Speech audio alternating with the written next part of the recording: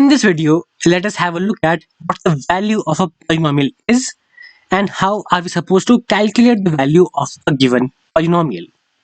Here I have a given polynomial. This polynomial is named as d. It is called as d in the variable t, which is equal to all the stuff right here.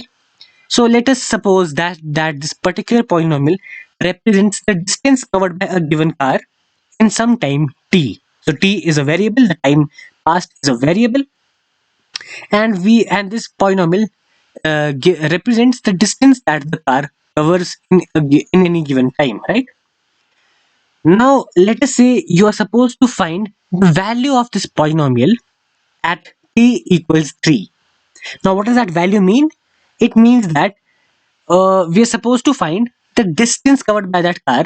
Why? Because the value for this whole polynomial in essence represents the distance covered by the car. Therefore the value of this polynomial at any given time would be the distance covered by the car, right?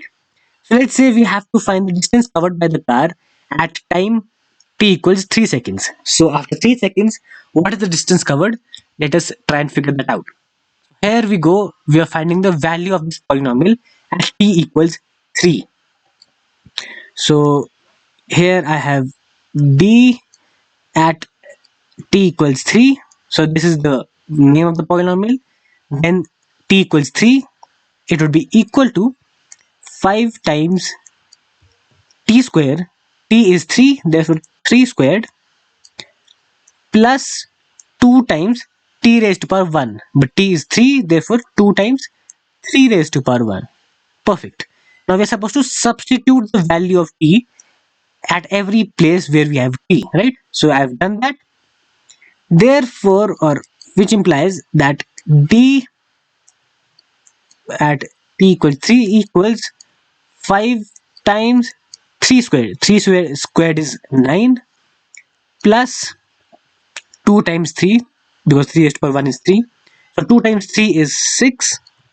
Now we can solve this further and I get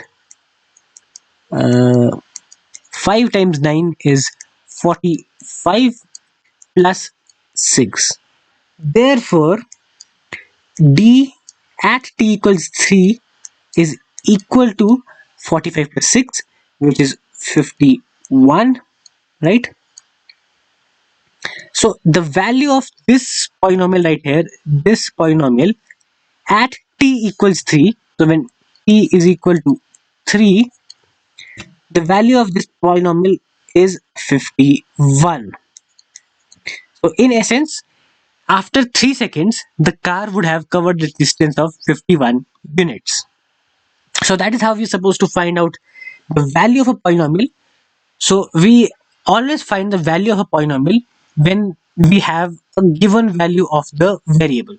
So we could find different values of a polynomial, or rather a polynomial can have different values at different values for the variable, right? So if t equals 4, this polynomial would have a different value. So yeah, that is how we find the value of a polynomial, and that is what it means.